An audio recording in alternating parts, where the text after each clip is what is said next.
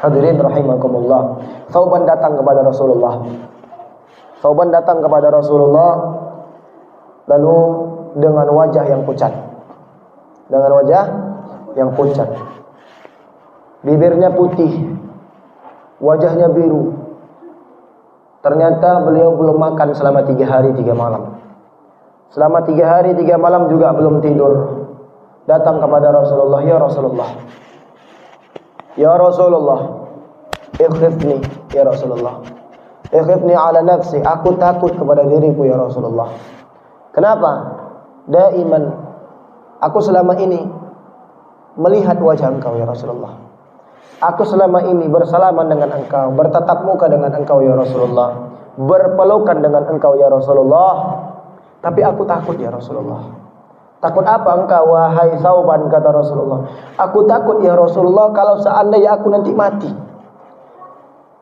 Engkau berada di posisi surga yang paling tinggi, sedangkan aku nggak tahu, aku mungkin berada di neraka yang paling dalam. Hadirin, Thauban datang kepada Rasulullah dalam keadaan tidak makan. Bayangin, kalau ini perempuan-perempuan sekarang, laki-laki sekarang, remaja-remaja sekarang nggak makan 3 hari gara-gara pacarnya, sampai disebut sad boy. Arti sad boy apa? Orang gila. Ya. 3 hari nggak makan karena cewek. Kenapa? Takut diputusin. Ya. Kalau orang bilang sekarang tuh sampai apa dia? Sampai apa namanya kalau orang narkoba tinggi-tinggi, Bu? Pak, apa namanya? Sakau. Sampai sakau dia. Ya. Saking cintanya sama pacarnya. Na'udzubillah subhanallah. Yang padahal cintanya kepada pacarnya itu adalah haram mutlak. Jangankan sama pacar yang sampai berlebihan begitu, sama istri, sama suami, kalau kita cinta kepada mereka dengan terlalu berlebihan sampai melupakan cinta kita kepada Allah dan Rasulnya, ini haram cintanya. Maka jangan sampai kita cinta kepada orang lain melebihi cinta kita kepada Allah Subhanahu wa taala dan Rasulullah sallallahu alaihi wasallam. Nabi Muhammad sallallahu alaihi wasallam lahir dalam keadaan yatim, hadirin. Dalam keadaan yatim. Tidak ada satupun di antara mereka yang mau mengambil Nabi sallallahu alaihi wasallam. Kenapa? Karena Nabi Muhammad pada saat itu miskin. Tidak ada satupun di antara mereka yang mau mengambil Nabi Muhammad. Tapi Al-Habib Salim Abdurrahman Al-Jufri tidak mau merendahkan Nabi sallallahu alaihi wasallam, sampai-sampai karena penuh kecintaannya kepada baginda Rasulullah, dia mengatakan pada saat Nabi sallallahu alaihi wasallam lahir, seluruh orang berbondong-bondong untuk mengambil Nabi Muhammad. Padahal tidak demikian, hadirin.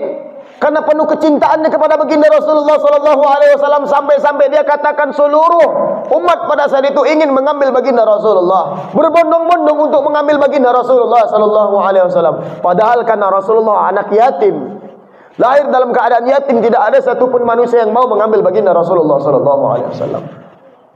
Saking penuh kerinduannya kepada Rasulullah, saking penuh kecintaannya kepada Rasulullah sallallahu alaihi wasallam. Hadirin, kita yang hari ini selama ini memikirkan dunia, jangankan tentang dunia yang kita berpikir, pada saat kita berdoa seharusnya kita minta selamat di akhirat.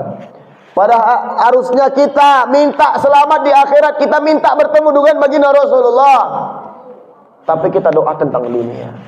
Kita minta kepada Allah minta motor, kita minta kepada Allah minta bahagia di dunia doang, kita minta kepada Allah pengen punya rumah, kita minta kepada Allah pengen punya wanita, pengen punya laki-laki yang soleh dan soleha, kita minta kepada Allah tentang dunia. Setiap hari kita penuh dengan dunia, hadirin. Sementara kemana rasa cinta kita kepada baginda Rasulullah sallallahu alaihi wasallam? Hadirin rahmati Allah, sampai-sampai Thauban tidak makan 3 hari 3 malam. Demi siapa? Dia memikirkan dirinya sendiri karena dia takut tidak bertemu dengan baginda Rasulullah sallallahu alaihi wasallam. Datang malaikat Jibril, "Ya Rasulullah, sedih kali engkau ya Rasulullah. Kesian aku lihat engkau ya Rasulullah." Ketika Rasulullah selesai berdakwah di kota Taif, datang malaikat dari gunung-gunung, mereka datang kepada Rasulullah. "Ya Rasulullah, aku diperintahkan oleh Allah Subhanahu wa taala supaya mengajak engkau untuk mengangkat tanganmu berdoa kepada Allah Subhanahu wa taala.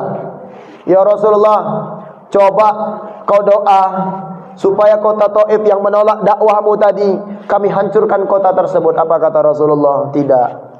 Tidak wahai malaikat. Biarkan saja doaku ini ya ku tahan. Untuk kapan? Untuk berdoa kepada Allah Subhanahu wa taala keselamatan kita, hadirin. Datang malaikat Jibril, "Ya Rasulullah, sedih kali engkau ya Rasulullah. Kasihan aku lihat engkau ya Rasulullah." Kata Allah, "Engkau punya doa yang bakal diijabah oleh Allah." Apa doa itu, hadirin? Kata Rasulullah sallallahu alaihi wasallam, "Syafa'ati lil ummati." Izinkan aku ya Allah untuk memberikan syafaat kepada umatku. Yang kedua, ya Rasulullah, izinkan aku untuk memberikan syafaat kepada umatku. Yang ketiga, ya Rasulullah, syafa'ati lil ummati. Izinkan aku ya Allah memberikan syafaat kepada umatku. Hadirin, jangankan di dunia, sampai akhirat Rasulullah memikirkan kita, hadirin. Bukan anak cucunya yang dipikirkan beliau, bukan cucu-cucunya, bukan zuriatnya. Siapa yang dipikirkan Rasul? Kita, umatnya baginda Rasulullah. Saking cintanya beliau kepada kita, hadirin. Tapi kita menyakiti hati Rasulullah. Tuh kemarin, pada saat kalau bulan Desember tuh Bu, Pak, tahun baru, Happy New Year katanya. Bakar mercon, bakar orang, ya, dibakar semuanya, bakar duit, semua dibakar. Kenapa? Karena kesannya bahwasanya harus dimeriahkan ini, ya, harus dimeriahkan ini hari raya tahun baru. Hadirin rahimakumullah, seakan-akan kata Al-Habib Munzir Al-Musawa, tidak ada maksiat terbesar melainkan hari raya tahun baru. Seluruh orang yang berada di dunia ini yang masih hidup semuanya melakukan maksiat terbesar di hadapan Allah Subhanahu wa taala. Maaf hadirin. Hotel-hotel semua di booking. Betul? Betul apa enggak? Jangankan hotel, pohon pisang di belakang pohon pisang pun penuh, hadirin. Malam-malam semuanya berada di belakang pohon pisang. Besok pagi pohon pisang itu runtuh. Ngapain? Zina semuanya. Zina. Ini kejadian. Coba lihat di berita, hadirin. Lihat video saya di Instagram itu, semuanya ada saya lihatkan. Semuanya saya contohkan di sana. Semua diedit, semuanya ada semua di situ. Bukti-bukti semua ada di situ. Di malam tahun baru semua rata-rata yang laki-laki perempuan bermaksiat kepada Allah. Mudah-mudahan yang ada di masjid ini, kalaupun udah pernah ngelakuin itu, Allah ampunkan dosa-dosanya, amin. Gak pernah ngelakuin dosa itu lagi, amin. Allah jaga keturunan-keturunannya, amin. Allah jaga dia dari perbuatan zina, amin. Allah jaga dia daripada meninggalkan salat, amin. Ya Rabbal Alamin. Khawatir kita, hadirin. Risau kita, hadirin. Maaf kalau nggak percaya. Tahun depan, coba lihat lagi. Tahun depan, pada saat malam tahun baru, maaf, alat kontrasepsi semuanya habis diborong. Coba cek aja nanti, ya. Mbak, datang ke Indomaret, datang ke Alfamart, datang ke Alfamidi. Ini mana? Kosong semuanya, hadirin. Penuh, habis. Ada yang beli online, ada juga. Ya. Mudah-mudahan kita semua di sini nggak ada yang begitu. Amin. Hadirin rahimakumullah.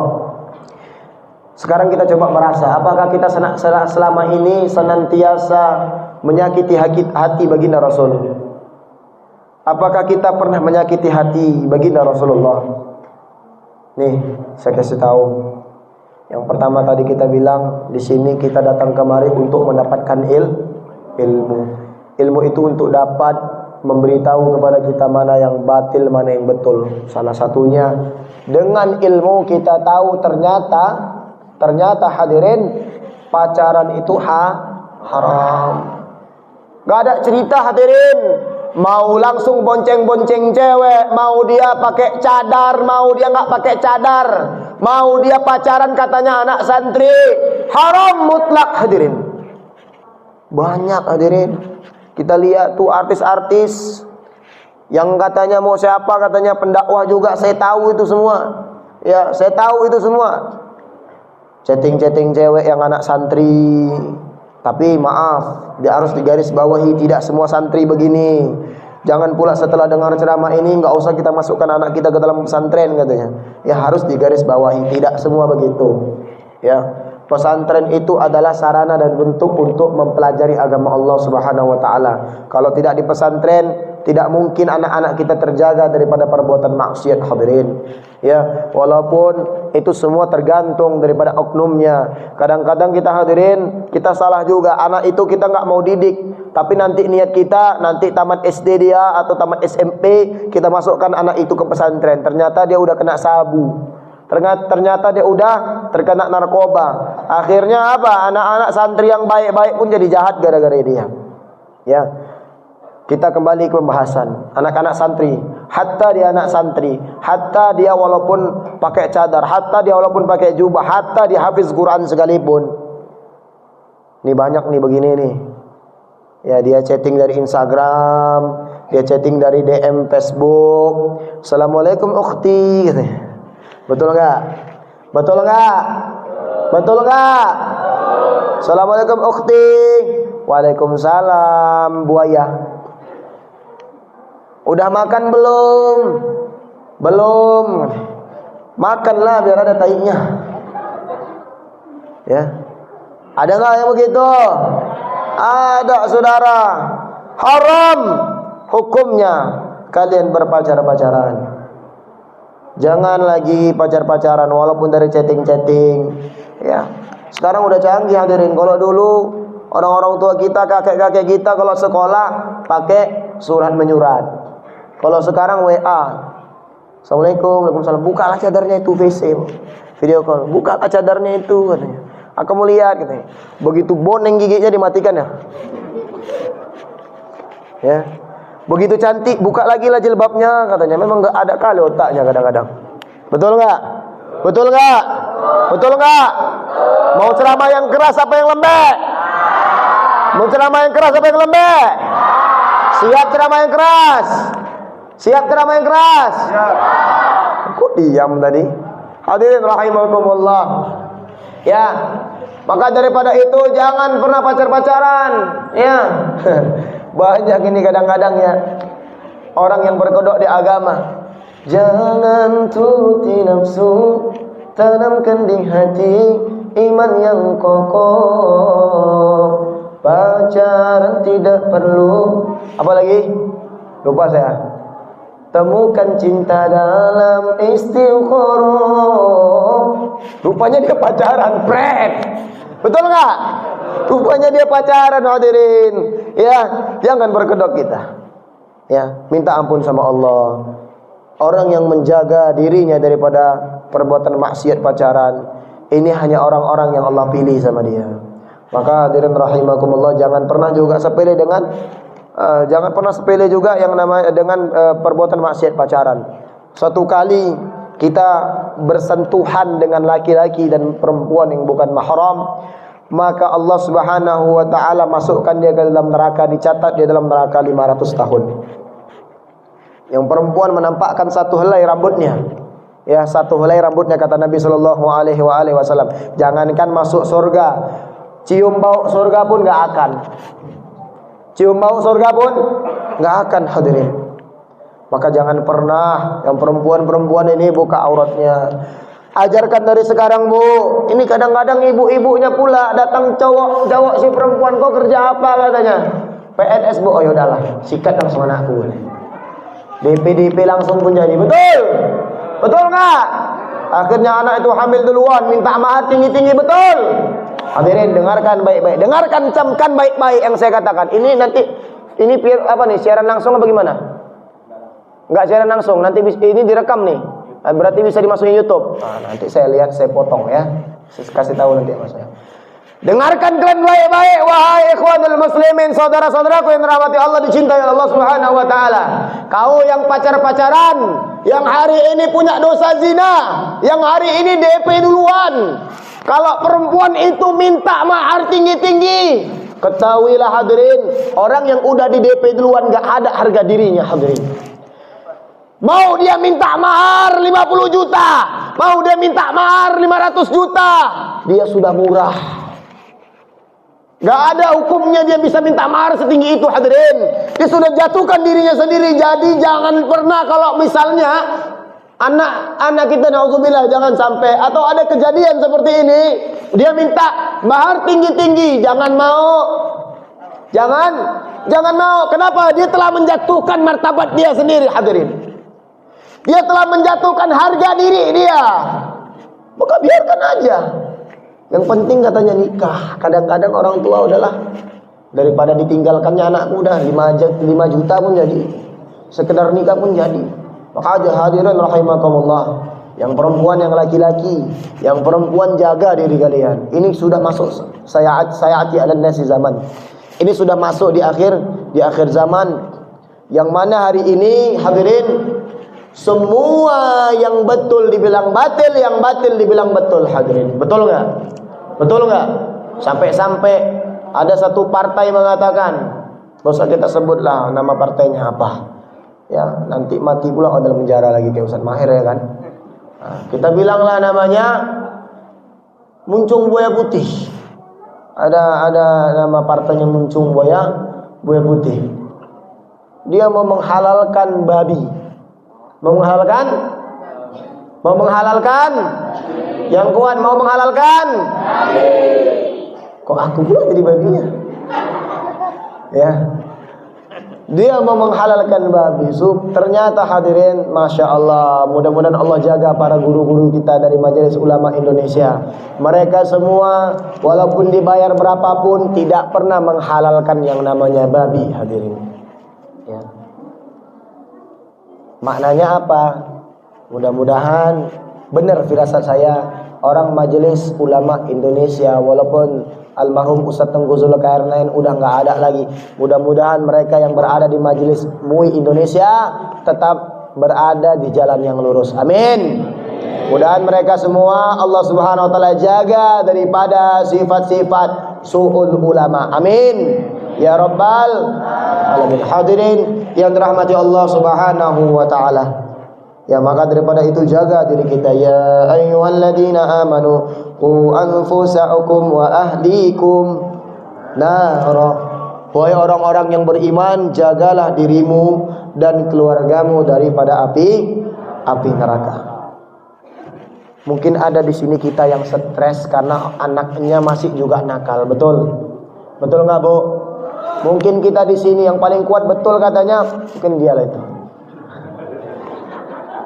Ya, mungkin kita di sini ada yang sakit kepala nengok anak kita tiap hari, yang nggak mau sholat, pulang jam 3 malam. Betul nggak? Betul nggak? Ya, nggak mau disuruh sholat, nggak mau. Disuruh beli bensin aja pun dia marah. Disuruh beli teh manis aja ke depan sana dia marah. Mama pun aku aja. Padahal belum ada kerjanya, asik aku aja. Betul nggak? Betul nggak, Bu? Betul, Pak?